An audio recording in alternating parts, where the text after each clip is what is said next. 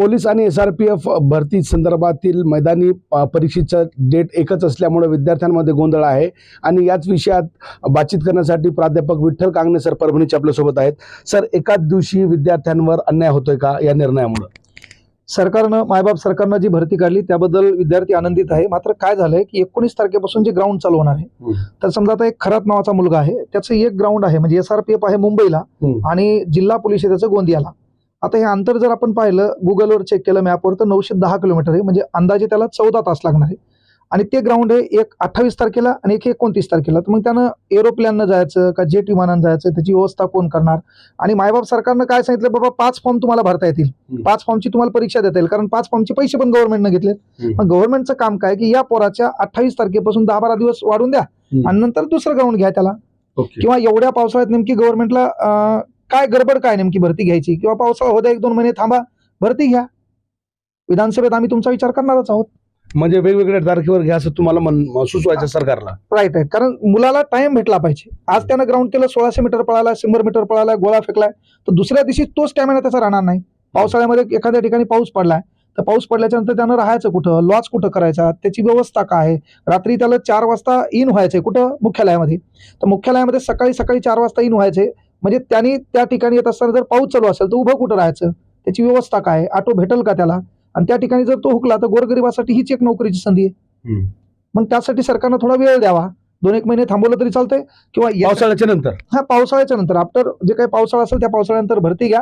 आणि सरकारचे आम्ही अभिनंदन याच्यामुळे करलो की सरकारनं आतापर्यंत भरत्या घेतल्यात. याच्या अगोदर 18,000 पदाची भरती आहे, ही पण 17,147 काही पदाची भरती आहे. म्हणून सरकारवर आम्ही खुश आहोत. पण हे नेमकं बाबा पावसाळ्यातच भरती का घ्यायची? मुलांच्या मनामध्ये संभ्रम आहेत, मुलं नाराज आहेत. त्याच्यानंतर आज ज्याचं ग्राउंड आहे, उद्या लगेच ग्राउंड आहे, तो पोरगा करू शकणार नाही. म्हणजे हातचा आलेला घास त्याचा निघणार आहे. मायबापाचं स्वप्न आहे त्याच्याकडे काहीतरी पाहण्याचं, बदलण्याचं. त्यासाठी सरकारनं विचार करावा. तुम्ही रस्त्यावरती आंदोलनाचा थेट इशारा दिला आहे. खरं तर समाज माध्यमांवर तुमची पोस्ट व्हायरल होते की रस्त्यावरतून आपल्याला आंदोलन करावं लागेल. नेमकं काय सुचवायचं आहे तुम्हाला? सरकारला आम्हाला एकच विनंती आहे, एक तर पावसाळ्यानंतर भरती घ्या, म्हणजे 2-1 महिने थांबा. कारण सध्या वातावरण विस्कळीत आहे. त्याच्यानंतर गोरगरीब लेकरू असते, त्याला मायबाप थोडंफार काय होतंय, पेरणीमध्ये सहकार्य भेटते. तर सरकारनं थोडं जर वेळ वाढून दिला, किंवा जरी समजा तुम्हाला 19ला ग्राउंड घ्यायचंय, तुम्हाला एवढी गडबडच असेल तर घ्या तुम्ही. पण ज्या मुलांचे सलग्न ग्राउंड आज उद्या परवा असे सलग्न आहेत, त्यांच्यामध्ये 10-12 दिवसाचा वेळ वाढून द्यावा. त्यानंतर काय वयवाढीचा मुद्दा आहे, त्यानंतर SCBCच्या अनेक मुलांचे फॉर्म भरायचे राहिलेत, अशा अनेक समस्या आहेत. आता या मुलांना कसं असते गोरगरिबांच्या, की स्वप्न पाहिलंय, गावातले लोक टिंगल टवाळी करतात की बाबा तू एवढ्या दिवस काय करायला.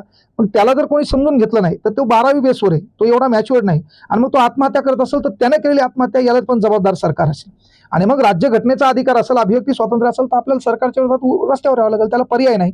म्हणून सरकारनं आमची ही मागणी मान्य करावी, नसेल तर आम्हाला रस्त्यावर उतरावं लागेल, पर्याय नाही. एक तर पावसाळ्यानंतर ही परीक्षा घेण्यात यावी, आणि वयवाढीचा काय मुद्दा आहे सर? तर वयवाढीचा काय होतं, ही जी भरती आहे गव्हर्नमेंटनं काय केलंय की ही भरती 2023ची आहे, काय म्हणते 22-23ची आहे. आणि गव्हर्नमेंटनं GR मध्ये असं केलं होतं की वयवाढ ही 31 डिसेंबर 2023 पर्यंत असेल. तर महाराष्ट्रातले गोरगरिबांचे लेकरे जर थोडा शासनाने विचार केला की त्यांना वयवाढ दिली तर तीही पोरं काय होतील, त्याच्यामध्ये फॉर्म भरू शकले असते, त्यांनाही भरती देता आली असती. पण शासनानं, न्यायालयाने बी बहुतेक तो निर्णय फेटाळलाय, पण शासनाने थोडाफार विचार केला तर तेही चांगलं आहे. आणि कारण विद्यार्थी दुसरं काय मागणार आहे, त्यामुळे शासनाने त्यांचा विचार करावा. SCBC मध्ये ज्यांना सर्टिफिकेट भेटलं नाही, लोकसभेच्या निवडणुका चालू असल्यामुळं अनेक यंत्रणा त्याच्यामध्ये काय होत्या, गतिमान होत्या, यंत्रणा त्यामध्ये गुंतलेल्या होत्या, आणि म्हणून अनेक लेकरांना SCBC सर्टिफिकेट भेटलं नाही. महाराष्ट्रातल्या कित्येक पोरांचे, 50-60 हजार पोरांचे म्हणजे एज्युकेशन ॲबिलिटी असताना देखील फॉर्म भरायचे राहिलेले आहेत. त्याच्याबद्दल बाजू मांडायची कोण? आता विद्यार्थी काय करतो, सरकारचं दडपशाही धोरण असते, वा केसेस पडतील, मग कॅरेक्टर सर्टिफिकेट निघणार नाही, तो भीतो. पण तो भीत असेल तर त्याचा घरचा प्रश्न मिटवायचा कोण? त्याची बाजू मांडणारा कोणतरी लागेल ना. आणि शिक्षणाचा अधिकार काय? शिक्षणाचा अर्थच तो आहे की तुम्हाला सत्य ते सत्य म्हणता आलं पाहिजे ना, असत्य ते असत्य म्हणता आलं पाहिजे. म्हणून सरकारशी आमचा कुठलाही वैर नाही. त्याच्यानंतर कोणी सरकार आलं तर आम्हाला काही स्वतः त्याच्यात इंटरेस्ट नाहीये. कोणी या फक्त आमचे जे काही राज्यघटना भाग क्रमांक 4 मधले मार्गदर्शक तत्व आहेत त्यांचे तुम्ही पालन करा, बेरोजगारी कमी करा, आमच्या हाताला काम द्या, आम्ही सदैव तुमचेच आहोत. मग आता किती दिवसाचा अल्टिमेटम देत आहेत तुम्ही सरकारला रस्त्यावरती उतरण्यासाठी? 18 तारखेपर्यंत. कारण 19ला जर तुम्ही ग्राउंडच चालू केलं तर पोराला न्याय मागायला विषय येत नाही ना. म्हणून 18 तारखेपर्यंत मायबाप सरकारनं त्याच्यावर विचार करावा, लवकर अध्यादेश काढावा. 2-1 महिने लांबलं तरी चालतंय. आम्ही सरकारला विनंती करायलो, म्हणजे इथं आम्ही संविधानिक मार्गाने जे काय करायलो ते करायलो. कारण राष्ट्राची संपत्ती आम्ही स्वतःची संपत्ती समजतो, तेवढं एज्युकेशन, शिक्षण पात्रता आमच्या लेकरांमध्ये आणि आमच्यामध्ये आहे. म्हणून शासनाला आम्हाला विनंती आहे की 18 तारखेपर्यंत शासनानं आमचा विचार करावा. येणाऱ्या काळात आम्ही नक्कीच त्यांचा विचार करूया. किती विद्यार्थ्यांचं भविष्य याच्यावर अवलंबून आहे? सर असे 2-3 लाख लेकरांचं असेल की ज्यांचं म्हणजे हे असं आलं असेल ग्राउंड. आता तसं पाहिलं तर म्हणजे मला प्रत्यक्ष मी जेव्हा टेलिग्रामवर पाठवा म्हणलं तर मला जवळपास आतापर्यंत 50,000 पोरांना पाठवले. आता महाराष्ट्रातल्या ज्या लेकरांनी ते चॅनल पाहिलं तशी किती मुलं असतील. आता जवळपास 18 लाख लेकरांनी फॉर्म भरले होते. डबल फॉर्म 17 मेला रद्द करण्यात आल्यामुळे राहिले तर 13-14 लाख फॉर्म राहिलेले आहेत. मग 13-14 लाख मध्ये अशा कित्येक पोरं असतील काही त्याचा आकडा सांगता येणार नाही की ज्यांच्या वाट्याला हे अशा गोष्टी आल्या असतील. त्यामुळे सरकारनं थोडाफार विचार करावा.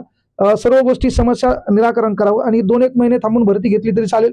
आणि जर 19ला घ्यायचीच असेल तर आम्ही सरकारच्या विरोधात नाही, पण त्या पोरांचं जे ग्राउंड लगातार आले त्याच्यामध्ये थोडाफार वेळ एक्सटेंड करून द्यावा.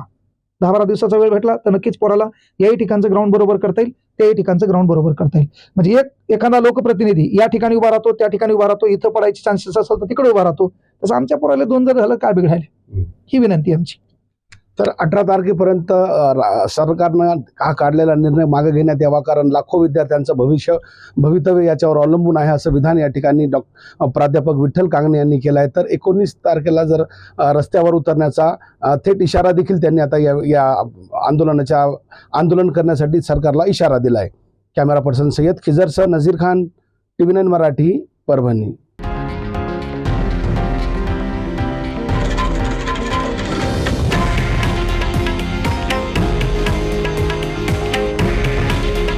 हे आहे देशातील नंबर 1 न्यूज नेटवर्क आणि आपण पाहत आहात TV9 मराठी. काळजी तुमची, हित महाराष्ट्राचं.